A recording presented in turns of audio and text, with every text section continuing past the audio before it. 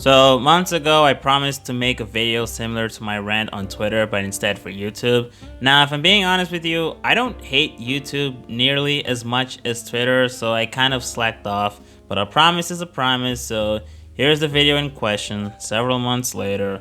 Number 1, Creator Studio. So there's this mobile app for Creator Studio that I've had for years, and it kind of sucks. It's a lot more limited, it's buggy at times, and I hate how I can't dispute copyright claims. Do you know how annoying it is that I have to either interrupt what I'm doing just to open my laptop and click the link where I can file a dispute, or use the web browser on my mobile phone with desktop mode on, which is slower and a pain in the ass to open large sites. I don't understand why this isn't a thing yet. Also, the comments tab is a complete fucking joke. The spam box is always incomplete. Some comments literally just don't show up regardless of how recent they are. Comment replies that get notified to me will sometimes fail to load when I open the thread. It's just an embarrassing pile of shit. Don't even get me started on how much of a clusterfuck the dashboard is. Look, I don't expect the estimates to be fully accurate, but holy shit. The revenue they always claim I'll gain for a certain month is, let's just say, never correct. Like, not even close. Which is why I always find it funny when people use sites like Social Blade to tell how much money a YouTuber makes. Like, bro, if not even YouTube's own stats are accurate, what makes you think that these third-party sites are reliable in any way? Especially since I'm not even sure if they take into account demonetization and network cuts. So yeah, the Creator Studio app isn't all bad, but well, never mind, it is. Number 2, notifications. Now, when I made my video about Twitter, I had a lot of bottled up feelings of resentment born from my experience with Twitter notifications. And with YouTube, honestly, it's the same story. Now, okay, at this point, I just give up on relying on notifications to alert me when a channel I'm subscribed to has released a new video, unless I have the bell ring on. Instead, I just scroll through my sub feed to check out what has been released. But what blows my mind is whenever I receive notifications from videos that were released days ago, and ones that I've already seen? Like, this is so ridiculous. It seems like unless someone's live streaming, the notifications are completely useless for telling me what videos have been released. I think I might as well plug in some issues I have with comments. I don't have a lot to say other than the fact that it seems like there are some comments that are disappearing for no reason. Every time this happens, I always assume it's because they were sent to the spam folder, but no, they literally just vanish out of thin air. Remember the days when I was responsible for what comments remained or disappeared from my video? This is really annoying because it happens without my consent and I can't even recover them, which sucks a lot. Number 3, ads. So I'd actually written a paragraph the size of an entire novel bitching about YouTube ads, but now I use YouTube Premium, so I don't care about this topic anymore. Granted, it's really annoying how they like to advertise YouTube Music even though I've already downloaded the app. Speaking of which, number 4, YouTube Music's kinda whack. Now, in all honesty, YouTube Music is a decent service that takes some inspiration from other music-based services like Spotify, but with the benefit of synchronizing with my YouTube account. And I think it does a fine job of creating playlists and recommendations that are suitable for me. Now, I do think it's missing some artists, and the search engine can get kind of weird sometimes, but overall, I don't have much trouble finding music to listen. However, it's pretty annoying how it also pushes trendy artists that I don't really care about, specifically with notifications and the Explore tab. In addition, I feel like the liked playlist is always incomplete for some reason. It either fails to register songs I like in the app or on the normal YouTube app. Some videos not even being recognized as music even though they obviously are. Also, there are a lot of songs that don't offer any lyrics, especially Japanese ones. Now, to be fair, this might not be YouTube's fault. It might just be due to licensing reasons, but I'm just saying I would like it more if the lyrics tab actually had a point. Anyway, I can't think of anything else to complain about, so I'm just gonna bitch about Twitter again. Number minus something, I don't know, man. I don't care about counting anymore. I'm just gonna jump to the topic at hand. Venting. Now, I'm not just talking about any type of venting. I mean, let's say you accidentally dropped your controller and it landed straight to your ball sacks because you were only wearing boxers that day, and you want to vent about how much your balls hurt. Like, in a case like that, obviously there's nothing really wrong about tweeting. or when Sony decides to shut down their stores for the PSP and PlayStation 3, which honestly hurts even more than getting hit in the balls. No, what I'm specifically talking about are cases when people get too personal. This is something I see a lot of people do, especially young folk, and I'm just gonna say right now, as someone who used to kind of do that too, I don't recommend it.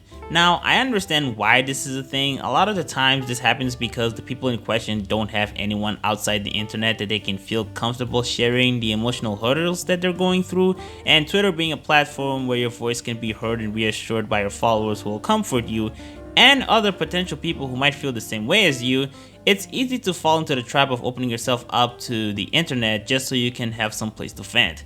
However, the reason why I don't recommend doing this, especially in a platform as public as Twitter, is because you are opening yourself up to strangers from all over the world. Unless you private your account, you pretty much have no saying as to who will look at your tweet, so you end up exposing your personal struggles, weaknesses, and insecurities to who knows who.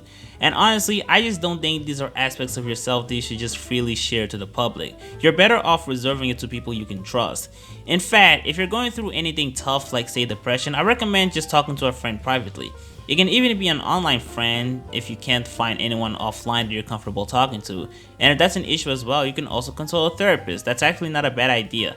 Therapy isn't just reserved for mentally ill people. You shouldn't have any shame in setting up a meeting with a therapist. It can actually help you. It's definitely a better option than venting about how you're depressed on Twitter.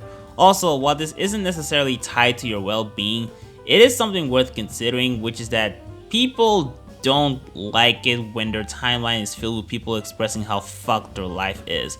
For me at least, I keep all of my emotional hurdles to myself and generally just stick to sharing fun tweets because I want to brighten people's timeline. I want to make people's day by sharing something fun, screenshotting and retweeting something funny. I wouldn't want my followers to fixate on anything serious I might be going through because at that point, I'm not doing my job. I want to make my followers pumped, not worried for me. But most importantly, it's not really all that helpful at all, and I hope you take all of this into consideration. Next topic, an addendum. So I'd like to retract something I mentioned in my last video. Around the end, I said that artists on Twitter were the only good people. I absolutely regret saying that, and frankly speaking, the art community is probably one of the worst on Twitter. Now the thing is, when I initially made that statement, I was specifically talking about artists that I usually follow, which are Japanese illustrators. I had completely forgotten about the other camps of this community, which are pretty toxic. If you don't know who I'm referring to, remember Uzaki-chan? Remember quote-unquote fixing character designs? Yeah, I think y'all know who I'm talking about. There's also just so much drama and pettiness that goes on, and it's just so sad. I don't really want to get into any of the controversies that I've seen over the years. All I can say is that this shit makes me roll my eyes. Just fucking go outside or something, or better yet, take my advice from my last topic. Consult a therapist, because for real, some of you people legit have some issues. Final topic of this video, moral crusaders. Now, it's hard to talk about this subject without bringing up the concept of cancel culture, but let me make this clear, this isn't about me complaining about that. Personally, I think cancel culture is a vague term that can be applied to a lot of cases, and my opinions will vary depending on the story.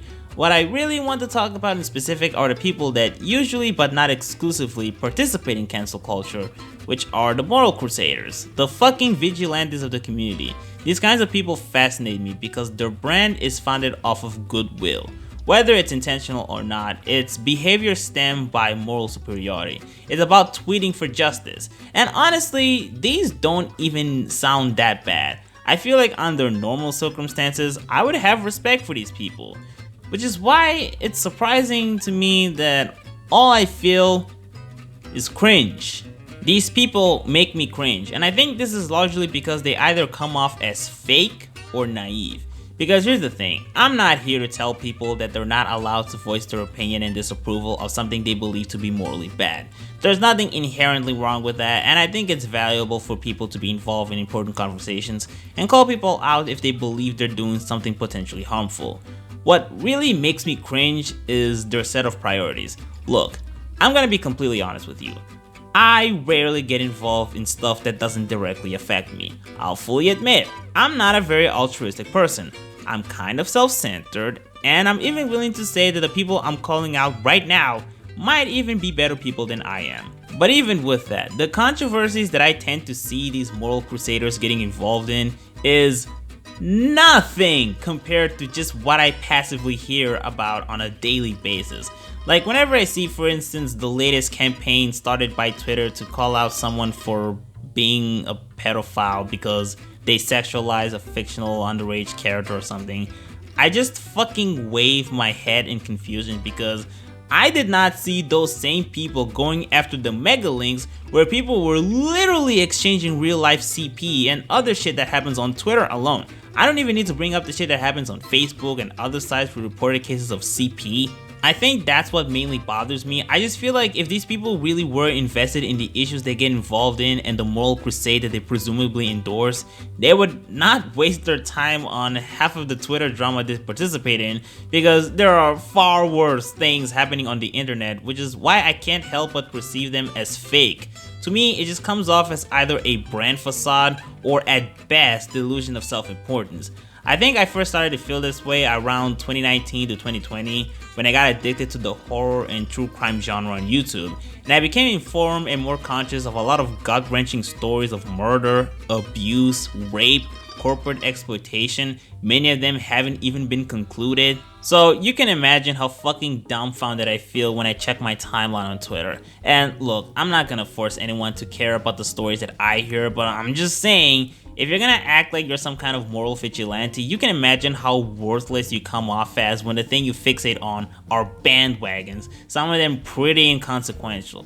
You know, I haven't watched Community in years, but recently I've actually grown to respect Britta so much more, because even though she was never really portrayed as an ideal person and later even became a punching bag, my god is she a far better activist than most of the people I see on Twitter.